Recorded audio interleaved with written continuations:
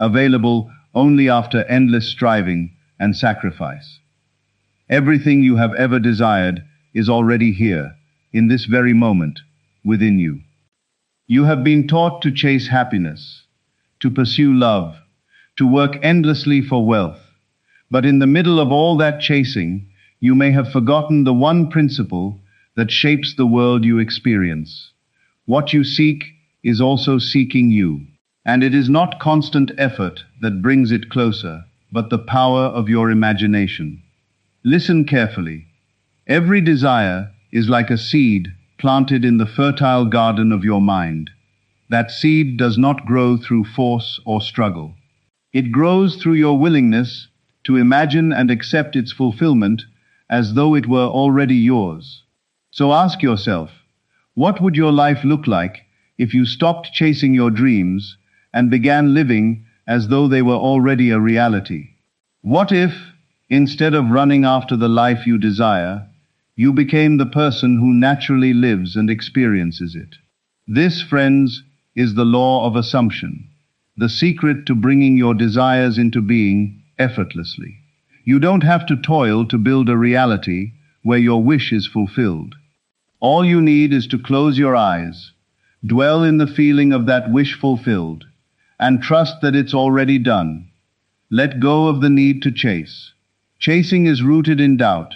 It tells the universe you don't yet believe in your own power to create. Instead, rest in the quiet confidence that the moment you desire something, it already belongs to you. By assuming the feeling of that desire fulfilled, you send out a signal that aligns every circumstance, event, and person needed to bring it to pass. Look at your life. What are you chasing? What are you pursuing out there that you could just as easily find within? Your only real task is to dwell in the state of your fulfilled desire. Don't concern yourself with how it will arrive. That's not your work. The how belongs to unseen forces that respond to your inner world. Your job is simply to stay steady in the feeling of the wish fulfilled and let life's pieces arrange themselves around it. Life isn't a race, it's a divine unfolding. Once you rest in the knowing that what you seek is already on its way, you'll stop running in circles. You'll stand still in the silence of your own being and know that everything you desire is already making its way toward you. I ask you, what if you could stop chasing happiness? What if you simply let it arrive by assuming you're already happy?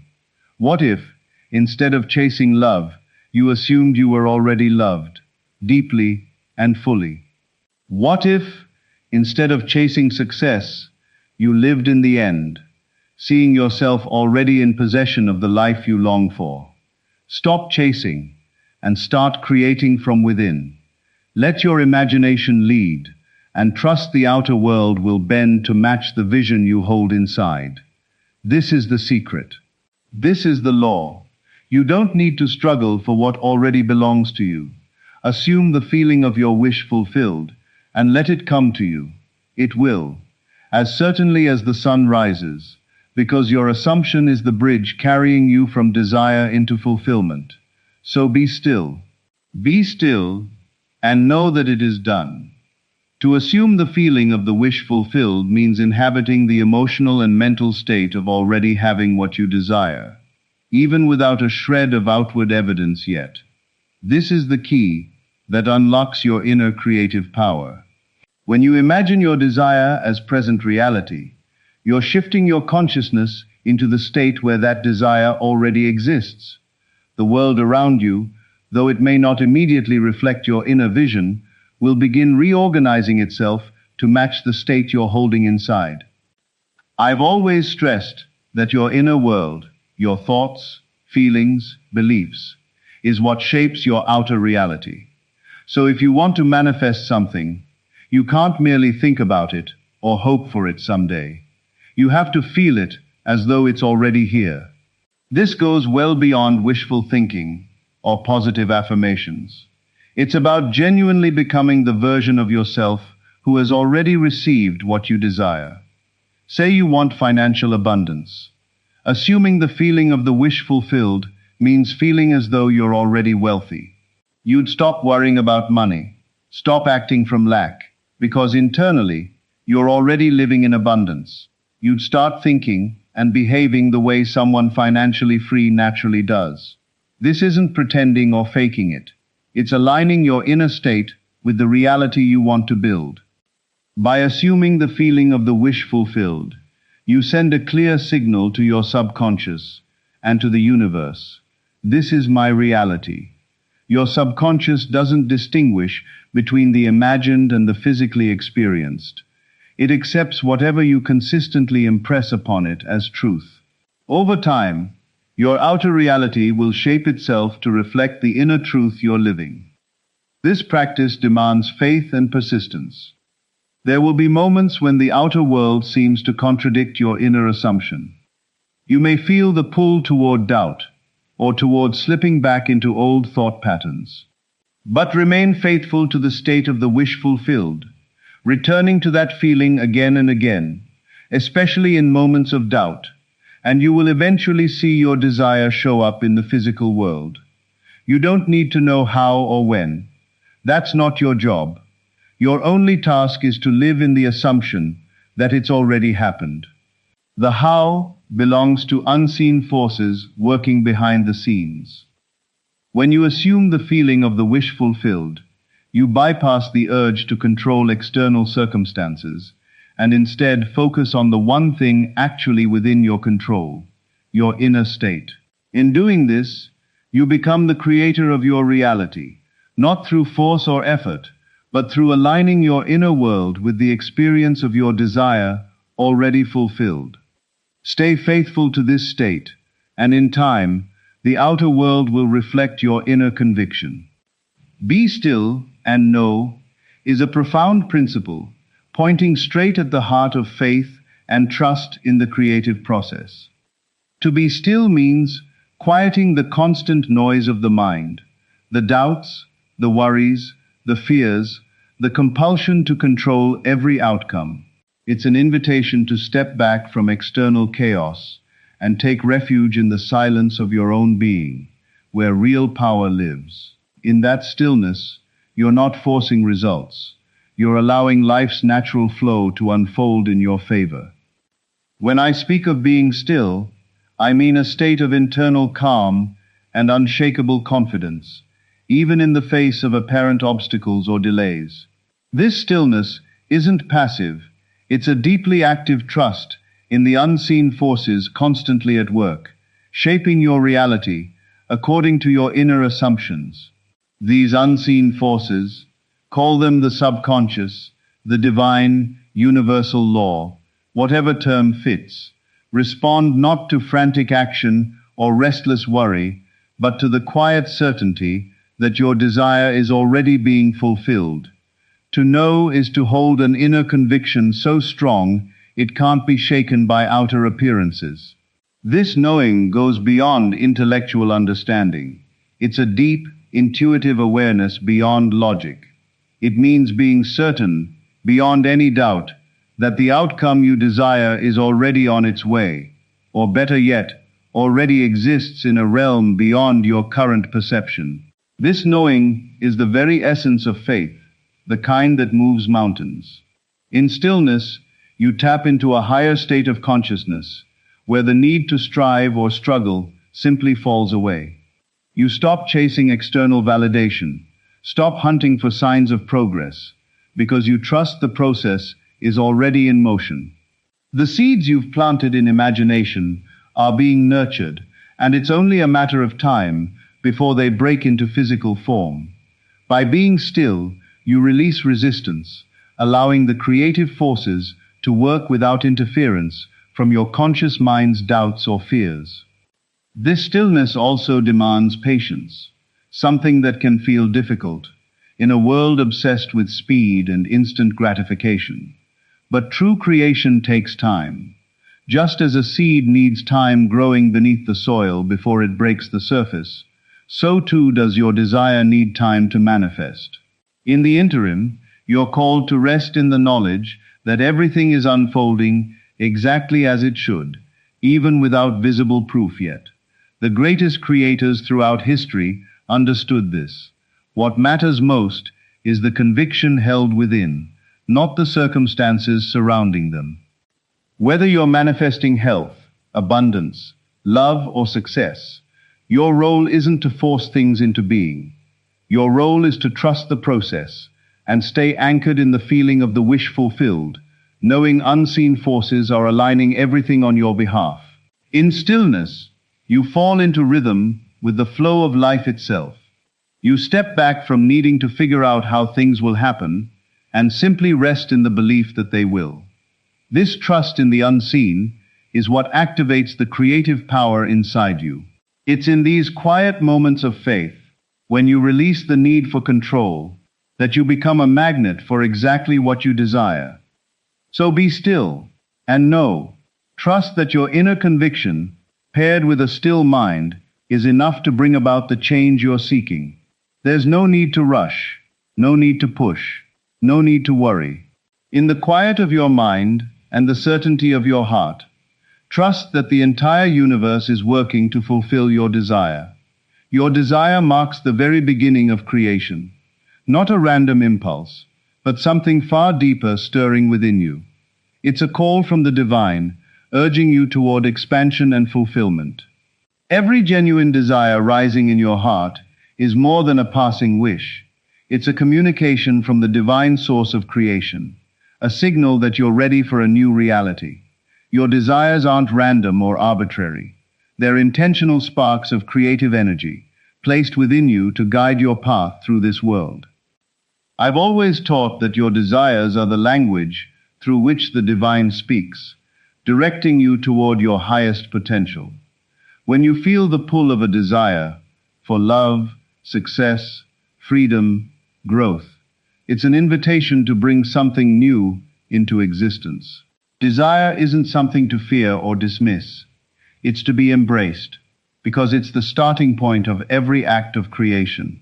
At its core, desire reflects the creative nature of life itself. Just as the universe endlessly expands and evolves, so do we, through our desires, expand our consciousness and experience.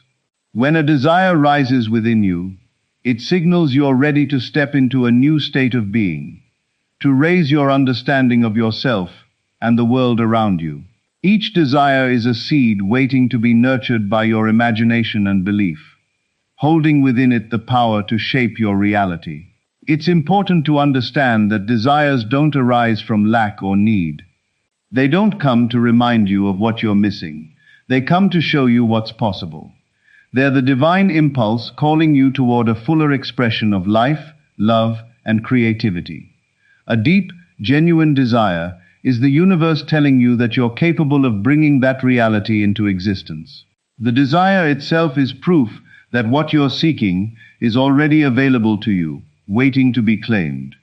Your desires also serve as a compass, pointing you toward your purpose, guiding you toward growth and expansion, urging you past your current limitations.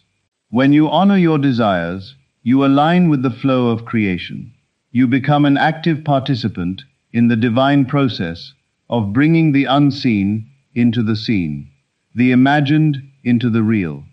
Desire is also deeply tied to your imagination, the tool through which creation happens.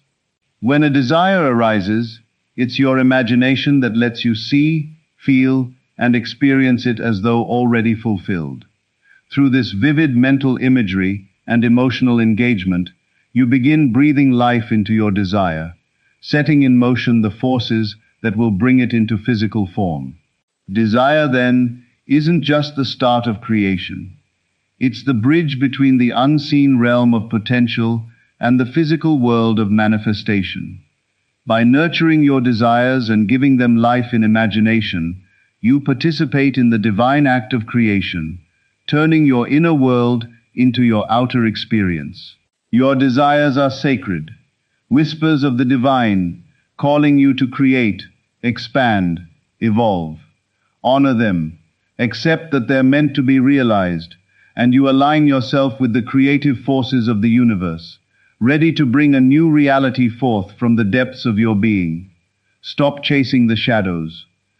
This idea points to the illusion that fulfillment, success, or happiness exists somewhere outside of you, in the fleeting, ever-shifting external world.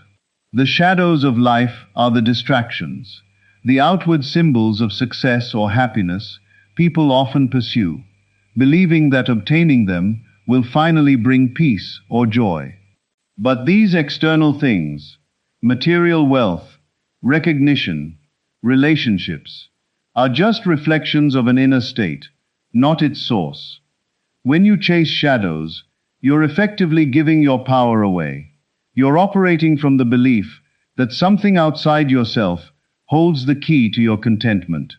This chasing reveals something deeper, a lack of faith in your own creative power. It's the belief that you're somehow incomplete as you are, and that outer circumstances must be manipulated or controlled to get you what you want. But everything you seek outwardly already exists within you, waiting to be realized through imagination and belief. Real creative power lives in your consciousness, in how you perceive and feel about yourself. Chasing the things of the world reflects a misunderstanding of how reality actually works. The external world is simply a mirror of your internal state. Believe you're lacking, that you must strive and chase to find happiness or success, and that belief gets mirrored right back to you as struggle and dissatisfaction. But once you realize you already possess everything you need within, through your ability to imagine, assume, believe, you stop feeling the need to chase anything. You become a conscious creator instead, drawing your desires toward you effortlessly. Chasing the shadows of life keeps you locked in perpetual wanting, believing something out there will finally complete you. But no matter how much you accumulate, or how hard you pursue these shadows, they'll always slip away, because they were never the source of fulfillment to begin with. The true source of everything you seek lives in your own consciousness. It's your inner state that determines what you attract, not how hard you chase externally. Chasing shadows also means placing your faith in the physical world as ultimate reality, a fundamental misunderstanding of how creation works. The outer world is temporary, constantly shifting. It's not the cause of your experiences, but the effect. The true cause lives within you, your beliefs, your assumptions, your imagination. Once you understand this, you stop looking outside yourself for validation or fulfillment. You turn inward instead, to the source of all creation, and begin crafting your reality from there. In this way, chasing reveals a lack of faith, not just in your own consciousness, but in the divine process of creation itself. When you chase, you're telling the universe you don't trust your desires are already in motion, that you don't believe unseen forces are already working to bring them into reality. Chasing creates resistance because it's rooted in fear and doubt, the fear that you won't get what you want unless you force it into being. Instead of chasing, you're called to recognize that you are already the source of everything you desire. The love, success, abundance, or peace you're after aren't outside of you, they're states of consciousness you can cultivate from within. Align with these states internally, and the outer world will naturally reflect them back, without struggle or pursuit. You don't need to run after the shadows of life, once you understand the light was always within you. Living in the end is the key to manifestation. This is a central principle in my teaching, emphasizing the importance of dwelling mentally and emotionally in the state of your desire already fulfilled. It means that instead of fixating on the process, the steps, the obstacles standing between you and your goal, you shift your attention entirely to the end result, living in the assumption that it's already yours. Doing this aligns your inner world with the reality you want to build, and the external world, in time, will conform to match your inner conviction. Living in the end requires imagining and feeling what it would be like if your desire were already real. This means releasing thoughts of present limitations, or conditions suggesting your desire is far off. Instead, you mentally step into the future, into the state of already having achieved what you seek. The feeling is what matters most. Want success, for instance? You'd stop thinking about how to achieve it, or what stands in your way. Instead, you'd focus on the feeling of already being successful. How would you feel? How would you act? What would life look like from that vantage point? This goes beyond mere visualization. It's about adopting the emotional state of your fulfilled desire. I've always stressed that feeling is the secret. The sensation of living in the end gives power to the mental picture you're holding. When you emotionally feel as though your wish is already accomplished, you impress that state onto your subconscious. The subconscious then accepts this new reality as fact, even though it hasn't yet appeared physically. Once that impression takes hold, the creative forces of the universe begin moving in alignment with your inner state, bringing about the conditions your desire needs to materialize. Living in the end demands persistence. Imagining your wish fulfilled once or twice isn't enough. You must keep returning to that state of consciousness, especially when outer circumstances seem to contradict your desire.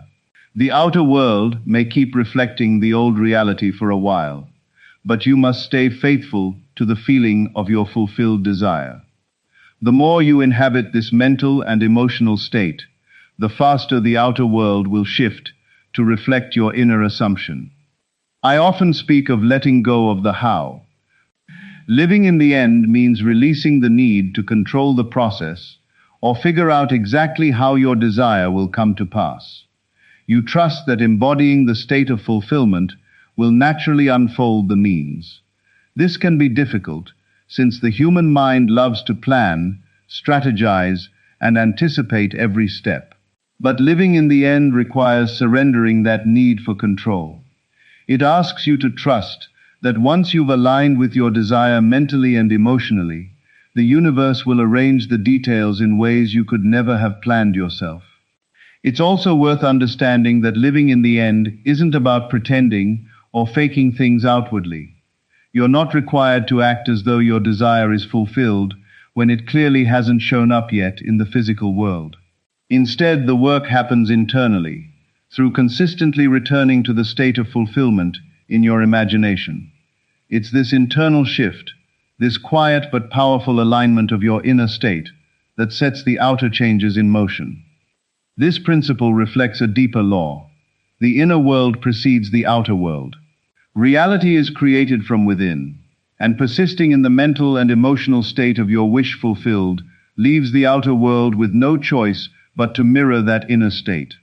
Whether it takes days, weeks, or months, the external world will, without fail, eventually conform to the reality you've been living in imagination.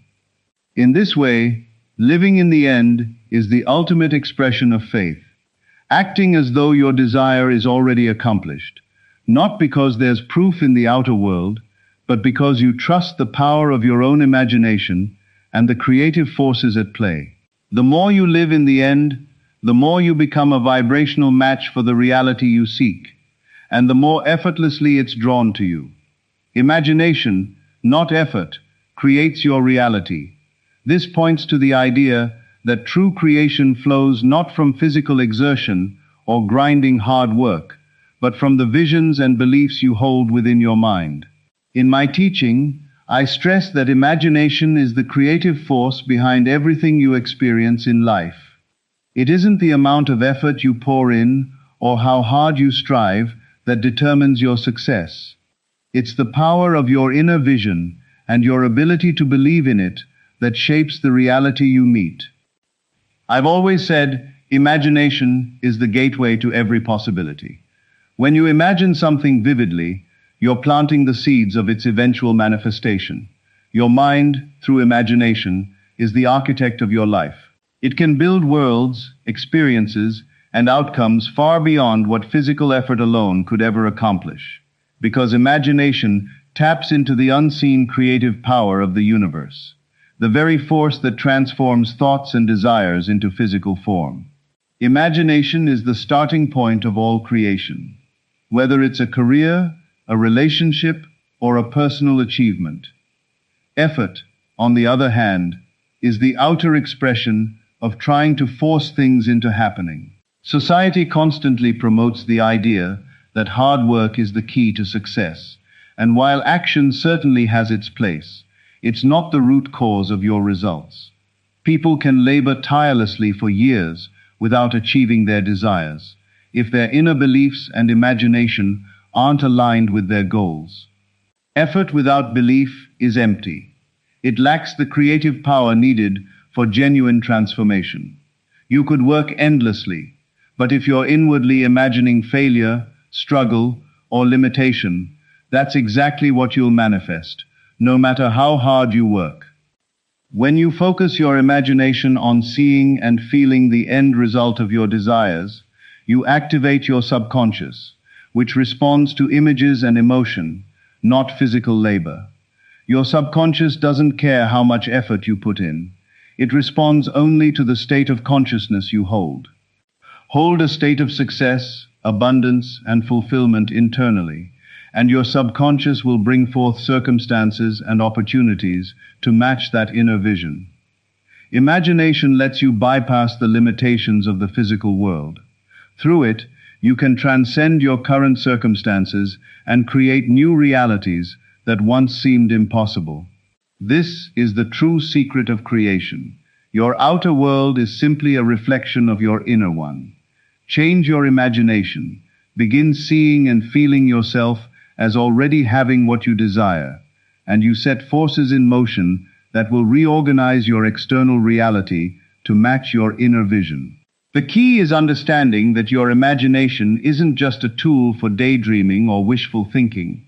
It's the divine creative faculty within you, the very power through which God creates through you. Use it consciously and deliberately, and you become a co-creator with the divine, shaping your reality from within.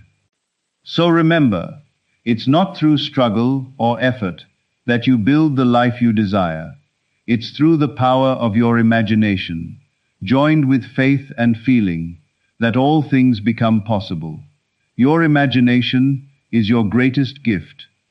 Use it wisely and watch your world transform to match the visions you hold within. Go now and create the life you were meant to live, not through struggle, but through the divine power of your imagination. This is Neville Lectures. I will see you in the next video.